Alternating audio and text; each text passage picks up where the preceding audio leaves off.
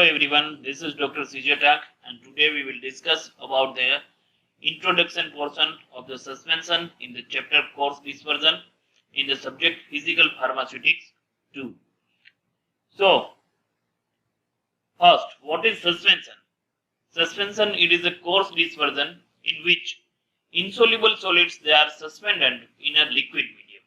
Here we are mixing the insoluble solid with the liquid, and as a liquid medium we are using water or water based vehicle.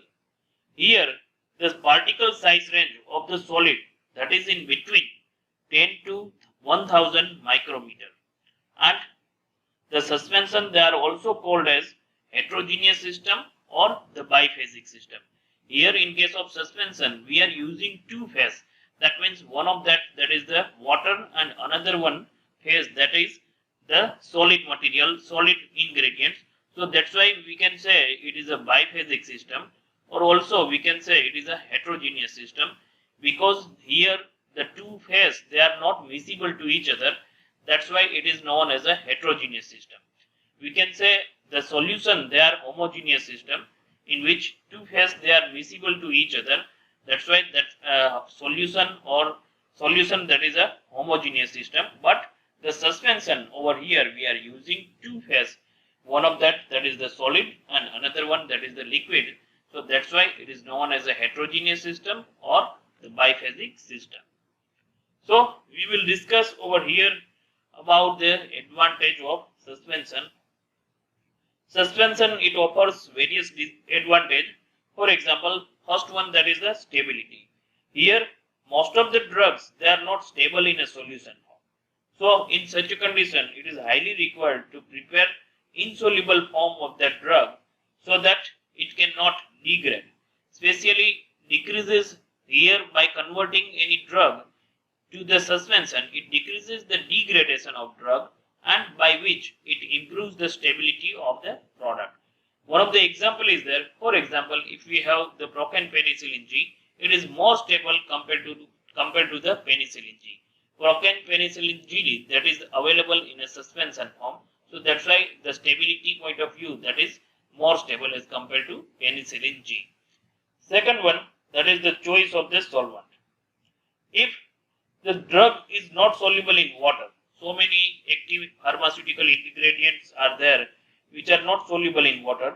So in such a condition, solvent other than the water they are not acceptable, and in such a condition it is highly required to convert them in a suspension. For example, corticosteroid that are injected as a suspension only. In case of corticosteroids, we need to prepare the suspension in a water only. So that's why we are having the product of corticosteroid injection in a suspension. So in special case where there is not possible to use any other solvent, in that condition that is highly required to convert them in a suspension. So in such a condition, suspension that is advantageous. Then mask the taste. So many drugs it having the unpleasant taste, and here if we are converting them into the suspension, then we can mask the taste by addition of the flavor or the sweeteners. We can use these both the things, and by that we can mask the taste. Especially in case of pediatric patient, where the taste that is very much important. If we are giving product to the children, so in that condition, if the bitter taste is there, then it will not be acceptable by the patient, or we can say by the children. So in such a condition, always the masking of the taste that is required, and if we are converting the product in a suspension, then it is possible. For example, chloramphenicol, that is chloramphenicol palmitate, that is preferred over the chloramphenicol which has a bitter taste. Chloramphenicol it has bitter taste. So if we are converting them into the chloramphenicol palmitate and converting into the suspension, then the taste will be masked. Same way, one another example is there. Quinine tennant is preferred instead of other quinine salt. So here in case of quinine tennant, it is also possible to mask the taste. So one of the advantage with the suspension, that is we can mask the taste by converting the product into the suspension. Then prolonged action dosage forms. For example, some of the drug that can act as a reservoir which can give the sustained release of the drug. So here one of the example is there. For example, protamine zinc insulin and propan penicillin G, they can act as a reservoir. We can also say depot formulation, which releases the drug slowly, and slowly it will goes to the circulation. So by this way the drug will give the prolonged action. So this is also advantage of the suspension. Then bioavailability. Bioavailability, that means availability of drug in a blood. Now in the case of suspension, if you are converting the product in a suspension, then as compared to the tablet or capsule, it gives higher bioavailability, as the particle size will be decreased in case of suspension, and due to that the surface area will be higher. So due to that we can say the bioavailability of suspension that will be raised. Here one of the example is there. For example, antacid suspension, it provides immediate relief compared to the antacid tablets. And if you are converting the suspension antacid suspension, then it will give higher bioavailability as compared to the tablet or capsule. So these are regarding the advantage of the suspension. Then disadvantage. Biggest disadvantage we can say with the suspension, that is the sedimentation of the product. In the formulation, the sediment of the solids, occasionally it gives the false alarm about the suitability of the product. So sedimentation, that is one of the disadvantage. Then another one we can say, that is the dose precision, that cannot be achieved over here unless the suspension they are packed in a particular unit dosage forms. Therefore, the potent drug cannot be administered in this form. Here the potent drugs cannot be administered if there is no dose precision, because potent drug, that means in very small amount it gives highest effect. So in such a condition, potent drugs, the dose of the potent drugs, that is very low, and in that condition if the dose precision is not there in case of suspension, then the potent drugs give the negative effect, or it might give the side effect. There might be the changes in the dose when we are taking.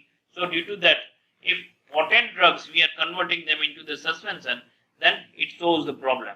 So potent drugs should not be administered in a suspension. Then physical stability. Sedimentation and compaction of sediment, it causes the problem, and that by no means an easy task to solve. So sometimes the stability, physical stability, that is also important. So this is also one of the disadvantage of the suspension. Then product, they are sometimes liable to oxidation and hydrolysis. Here the chemical stability, that is also very much important. So sometimes oxidation or the hydrolysis of our product, that is possible, especially because we are using over here the water. Then another one disadvantage regarding this, that is the preservation of the product against the microbial attack. See, we are using again water as a medium, then due to that there might be the higher chances of the growth of the microbes in the water. So always we need to have added preservatives in our product. So one of the disadvantage we can say, that is the preservation that is required. Then next one, that is the handling and transport. As the suspension, that is very bulky, and due to that the sufficient care it must be taken, and always we need to transfer it from one place to another place. So always it is filled in a bottle. So meanwhile the handling and meanwhile the transportation from one place to another place, care should be taken, because otherwise there might be the chances of the breakage of the bottle, and also due to the bulkiness of the product it might create the problem. So these are the disadvantage of the suspension. Then ideal characteristic of suspension. What and how should be the suspension should be prepared, and so that it gives the maximum effect. First one we can say, what are the characteristic of an ideal suspension? That suspension, in suspension, solid should not settle rapidly. In whatever the product we are preparing, for example, we are preparing the suspension, the solid particles should be of such a size that they do not settle rapidly. Rapidly settlement should not be in our product. Then it should not form a hard cake at the bottom of the container. See, in some type of suspension, it will form the hard cake. Once we are doing, the hard cake will be formed, then it will not be resuspended. So, it should not form any type of hard cake at the bottom of the container. Then, if in certain condition, the hard cake or the sedimentation that occurs in our product, then it should be easily redispersed. So, this should be the ideal characteristic of the suspension. Then, viscosity. We should have the ideal viscosity so that it should be easily poured from the bottle. See, if we will have the higher viscosity, then it will not remove from the bottle. And if we have less viscosity, then also it creates the problem. So, the ideal viscosity we should have, through which the product it should be easily poured from the bottle. Generally, we are taking the suspension into the spoon. So at that time, it should be easily come out from the container. So this is also one of the ideal characteristic of the suspension. Then salt should easily injected through the needle of a syringe. So particle size, here we need to consider the particle size and also the viscosity of the suspension. It should be like that, so it can be easily injected through the needle of a syringe. Sometimes if the particle size that is higher or in that condition, it will not come out through the syringe. So particle size, it should be precise or it should be maintained, and accordingly the viscosity it should also be maintained. Then it should be easy spreading and it should leave a film of medicament. If we are using any topical product or if we are preparing the topical suspension, then it should leave one of the mark and it should be easily spreaded on the skin. If we are applying for the skin, then if we are using it for a skin, then the spreading of our product, it should be very easy, and it should leave a film of medicament so that easily we can come to know that we have given product over the particular area. So once it forms one of the film, then we can easily come to know about where we have applied the product. Then next one, that is the acceptable test. Suspension, if we are using for oral product, then it should have the acceptable test so that patient acceptability it will be raised. And if we are using it for a pediatric dose, then always it should be good in a taste and good in a flavor. Then it should resist the microbial attack. So always we should add the preservative if it is required. We need to add preservative in our product, but anyhow the microbial attack should be resisted. So these are the ideal characteristics of the suspension. Then classification of suspension based on proportion of solid. Based on proportion of solid, we can convert them into two different portions. One of that is the dilute suspension, and another one that is the concentrated suspension. Dilute suspension, that is, it contains 2 to 10% weight by volume of the solid, whereas concentrated suspension, it contains 50% weight by volume of the solids. Then depending on the nature and behavior of solid, again they are converted into two types: deflocculated suspension and flocculated suspension. Deflocculated system, here the solid they will act as an individual particle. They also exhibit the aggregates, but comparatively at a slower rate than that of the flocculated particle. They have the shorter shelf life but have a greater bioavailability, as the particle they are acting as a separate entity. That's why in case of deflocculated suspension, the bioavailability that will be higher. Then another one, that is the flocculated suspension. Here the particle they will form the aggregates, and by the aggregation will be formed by the chemical bridging in between the particle. They are known as a flux. So in a case of flocculated suspension, there will be the presence of the flux which are light and fluffy. So due to that, the particle, they will sediment very fastly over here in case of flocculated suspension, and here the particles, they are attached with the van der Waals forces in between them. Here also the aggregation will be achieved, and for aggregation we can use the flocculating agent. So these are the, depending on the nature and behavior of the solid, we can say there are the two types, deflocculated suspension and flocculated suspension.